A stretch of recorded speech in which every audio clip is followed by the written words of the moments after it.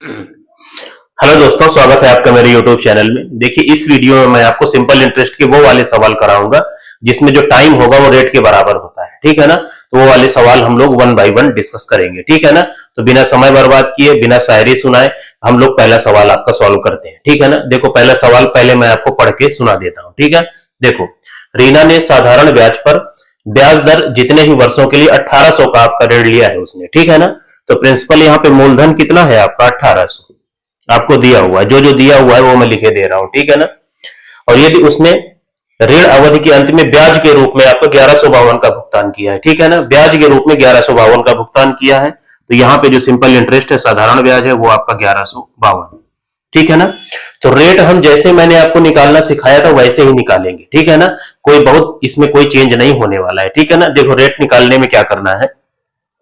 Rate निकालने में हम लोग क्या कर रहे थे, ब्याज को ऊपर लिख रहे थे, तो ब्याज कितना दिया हुआ है? 1152। ठीक है ना? और नीचे क्या है आपका? प्रिंसिपल, तो कितना है आपका? 1800 और गुणे में आपका 100। ठीक है ना? ऐसे ही तो हम रेट निकाल रहे थे अभी तक।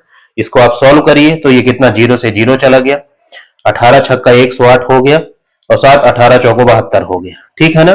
तो यहाँ पे जो R% आया है वो कितना है आपका? 64। ठीक है ना? लेकिन जब भी एक चीज आपको याद रखना है, जब भी आपका टाइम आपका रेट के बराबर हो, तो जो आपका रेट आए ना उसका अंडर रूट आपका आंसर होगा। ठीक है ना? तो जो आंसर आया है उसका अंडर रूट मार दीजिए, वही आपका रेट होगा। तो 64 का अंडर रूट क्या होगा? 8। ठीक है ना? तो 8% आपका आंसर हो जाएगा। ठीक है? तो ए पार्ट आपका आंसर हो जाएगा। ठीक है? इस चीज को आपको हमेशा याद रखना है, जब भी टाइम आपका रेट के बराबर हो तो अंडर रूट करके आपको आंसर देना है। ठीक है ना? इसी तरह के एक दो सवाल मैं आपको और सॉल्व करा देता हूं। ठीक है? इस सवाल को देखो, ये भी आपका बिल्कुल आपका सिमिलर सवाल है। ठीक है ना? केवल डिजिट बस चेंज है, बाकी इसमें कोई भी बदलाव नहीं है आपका। ठीक है? देखो, इस सवाल को देखो, अमित ने ब्याज दर के समान वर्षों के लिए, देखो लिखा हुआ है यहाँ पे ब्याज दर के समान वर्षों के लिए, मतलब जो आपकी ब्याज दर है, जो रेट है, वो टाइम के बराबर है। ठीक है ना? साधारण ब्याज पर एक साहूकार से रुपए 8000 आपका उधार लिया। 8000 उधार लिया तो कितना मूलधन आपका जो प्रिंसिपल है वो 8000 आपके पास है। ठीक है ना? यदि उसने ऋण अवधि के अंत में ब्याज के रूप में 2000 का भुगतान किया, मतलब एसआई आपका 2000 है, तो आपको ब्याज दर आपको बतानी है। ठीक है ना? और जो टाइम है आपका वो किसके? रेट के आपका बराबर है। ठीक है ना? ये कंडीशन आपको दी हुई है। तो रेट निकालने में आपको क्या करना है, रेट निकालिए जैसे आप निकालते आए हैं। ठीक है ना? क्या होगा, ब्याज को आप ऊपर लिखिए, कितना है आपका? 2000। ठीक है ना? और नीचे जो मूलधन है उसको लिखिए, वो कितना है आपका? 8000, और गुणे में आपका 100। ठीक है ना? देखो, 3 जीरो से आपके 3 जीरो गए, 2 से आपका 8 4 बार में गया, 4 से 100 आपका 25 बार में गया। ठीक है ना? तो यहां से जो रेट परसेंट आया वो कितना आया आपका? 25। ठीक है ना? तो जब भी आपका टाइम आपका रेट के बराबर रहे, तो आंसर जो आपको देना है रेट का, वो अंडर रूट लगा के देना है। ठीक है ना? तो 25 का अंडर रूट कितना हो जाएगा? 5%। तो 5% आपका आंसर हो जाएगा। तो 5% कहाँ है? तो ए पार्ट आपका आंसर हो जाएगा। ठीक है ना? तो इन सवालों में कोई भी दम नहीं है, बहुत ही आसान सवाल है। अगर आप करके जाओगे तभी आप करके आओगे एग्जाम में। ठीक है ना? और जैसे नहीं आप करके जाओगे तो एग्जाम में ये आपको टफ लग सकते हैं। ठीक है? इस सवाल को देखिए, क्वेश्चन नंबर तीसरा है ये। ठीक है ना? ये भी आपका बिल्कुल आपका सिमिलर सवाल है। ठीक है ना? सवाल को पहले आप देख लीजिए। विमल ने साधारण ब्याज पर 7200 रुपए का ऋण लिया है। ठीक है ना? तो प्रिंसिपल कितना हो गया? मूलधन आपका 7200। ब्याज की दर और अवधि वर्ष के संख्यात्मक मान आपके बराबर है। ठीक है ना? तो आपसे बता दिया कि ब्याज की दर और समय जो है आपके आपस में बराबर है।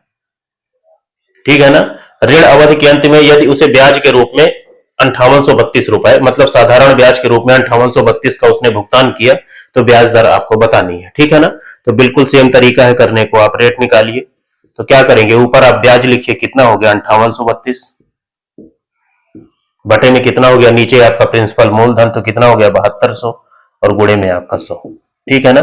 इसी को सॉल्व करिए, जीरो से आपका जीरो कट गया, और इसको जब आप काटिए काटिए आप इसको, देखो 9 से कट रहा है, 9 8 72 हो गया, और ये कितना हो गया आपका?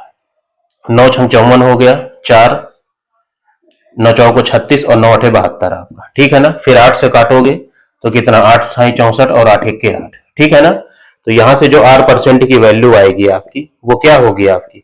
अंडर रूट 81 आएगी। ठीक है ना? तो 81 का अंडर रूट कितना हो जाएगा? 9% आपका आंसर हो जाएगा। ठीक है ना?